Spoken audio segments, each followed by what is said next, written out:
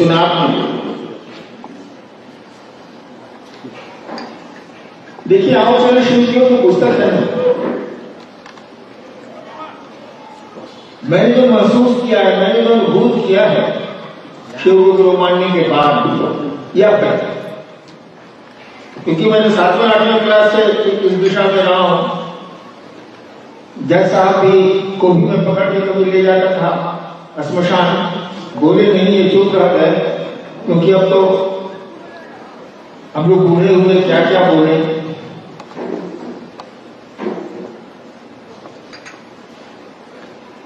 तो इस पुस्तक में मैंने अपना अनुभव लिखना चाहा है। मात्र 3-4 शुरू के जो आलेख हैं, आर्टिकल्स हैं, वे इतिहास में हैं, उसको भी मैंने एक नई दिशा देने का प्रयास किया। बाकी जो भी पुस्तक में है वो अनुभूत है, अंदाजी चेक करते हैं, किताबों से लिखा नहीं गया।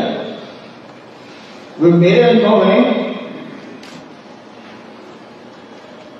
और उसको परिमार्जित किया है मेरे गुरु शिव ने।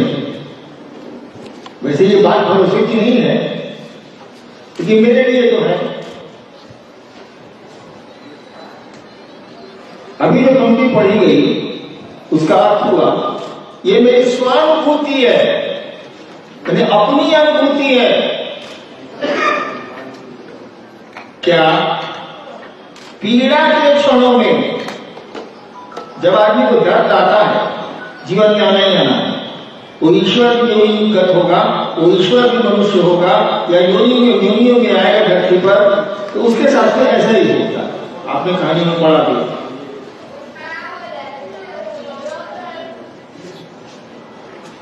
मोबाइल है बाबू,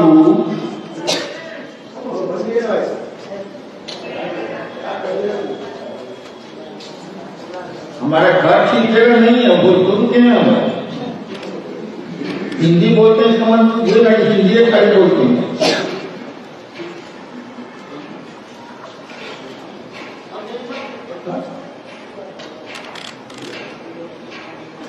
तो मेरी अपनी अनुभूति है कि पीड़ा के क्षणों में दर्द से तो सबको गुजरना है। आज जीवन में चलते हैं शरीर से तो हमेशा अच्छी सड़क नहीं मिलती, कहीं उबड़ खाबड़, कहीं चढ़ाइयां, कहीं उतार, कहीं गड्ढे और कहीं सड़क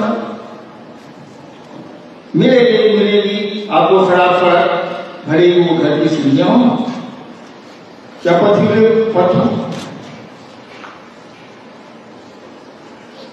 तो पीड़ा के क्षणों में आई व्यथा, दुख, विपदा, संकट,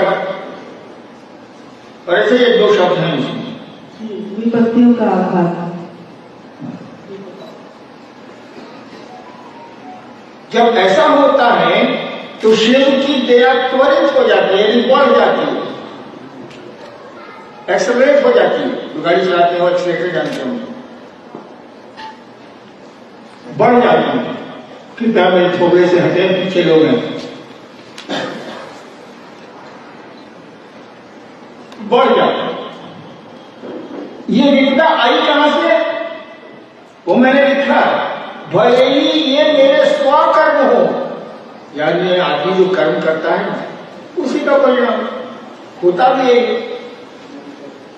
ऐसा मत समझिएगा कोई आपको कष्ट देता है, कोई आदमी देता है, कोई चीज देती है या प्रकृति देती है, ऐसा नहीं है।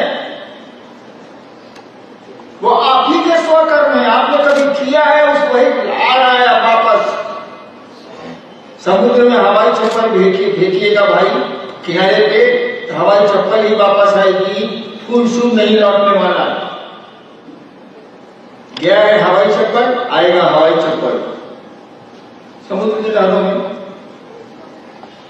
तो मैंने लिखा है कि भले ही मेरे स्वकर्म हो, मेरे अपने ही कर्म होंगे कभी के किसी जन्म में, लेकिन ऐसे क्षणों में जब विपदा बढ़ जाती है, व्यथा बढ़ जाती है, पीड़ा बढ़ जाती है, तो शिव की दया का संचार फ्लो तेज हो जाता है। किनके किनके साथ ऐसा होता है? मैंने लिखा है, जिनके प्रिय शिव हैं, जिनको शिव प्रिय लगते हैं, अथवा जो शिव के प्रिय हैं। सुनने में देखिए ऐसा लगता है, एक जैसा है नहीं, दोनों में आसमान जमीन बन रहा है।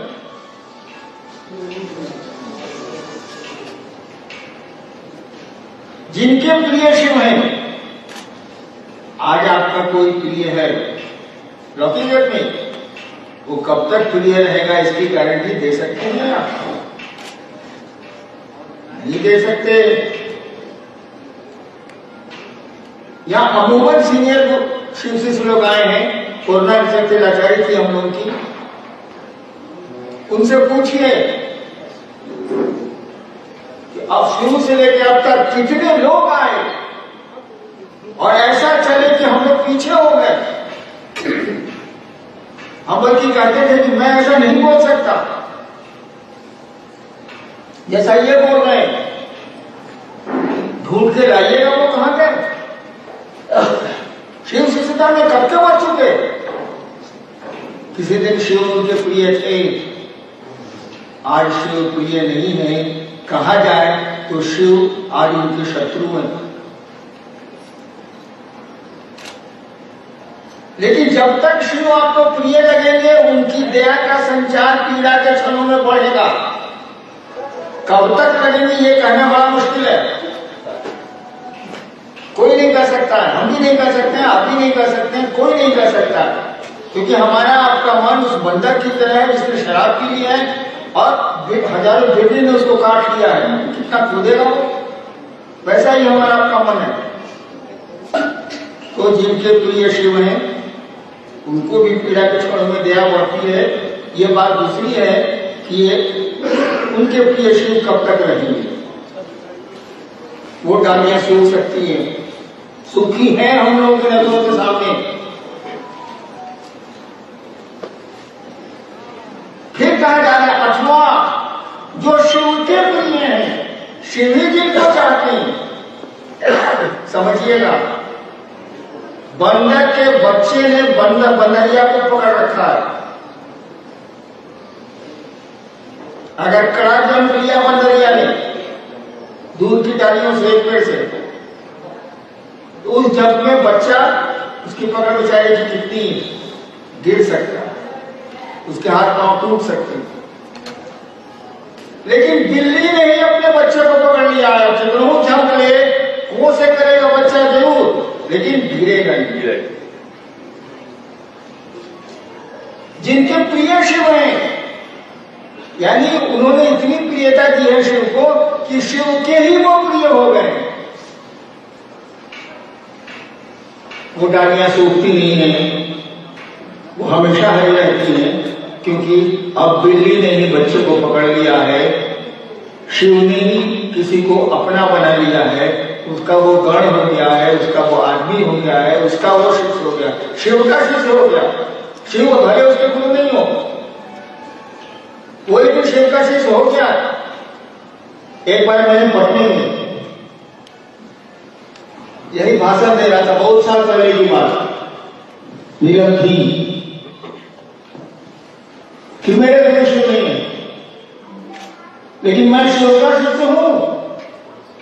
तो उस समय हिंदुस्तान अखबार में थी, पत्रकार थोड़ा होता है कुकू करने वाला, हर बंदे में कुकू करेगा, वो क्या है, कहा ऐसा है, क्यों है, उसकी ट्रेनिंग है भाई।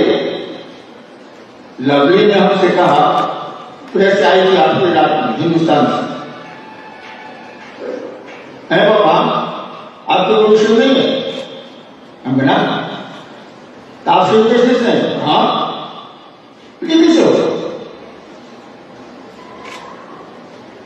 हमने कहा सुनो, हमने शिव को गुरु माने नहीं, तो मेरे गुरु कैसे हो जाए, कैसे हो जाएगा वो? मैंने तो माना ही नहीं है, उन्होंने उसको शिष्य बनाया, इसलिए मैं उनका शिष्य हूं। मैं कैसे कर सकूं मेरे गुरु शिष्य हैं? हाँ, आपके ताई बयान से मैं प्रसन्न नहीं होता, तो मंडे के लोग होते हैं, मैं नहीं होता। मैं तब प्रसन्न होगा जब आपके कलम शिव की ओर बढ़ेंगे। हमने कहा शिव ने मुझको शिव से बनाया है, मैंने उनको गुरु माना ही नहीं था। सच्चाई भी है, मेरी कहानी भी है, अनिल आगे पढ़िए। तो जिसको शिव ने ही शिष्य बनाया है वो डालियां हरी हैं, वो नहीं टूटेगी। आपको बैठना है उसके सहारे बैठिए, झूलना है उसके सहारे झूलिए, लेकिन उन डालियों पर खतरा मत मोल लीजिए जिनके प्रिय आज शिव हैं, कल नहीं भी हो सकते हैं। ऐसे कई उदाहरण मेरी आंखों के सामने, विजेंद्र की आंखों के सामने, मनोभाव की आंखों के सामने, अनुभव की आंखों के सामने, लवली की आंखों के सामने गुजरे हैं। हम अभी भी तलाश कर रहे हैं, उनका अता पता नहीं है, यानी मन का, शरीर का अता पता है। वो डालियां कभी बहुत हरी थी, आज ऐसी सूखी हैं कि उन डालियों पर बैठे हुए लोग गिर चुके हैं। डालियां लटकी भरे हों वो भी गिर गई। उस पंक्ति का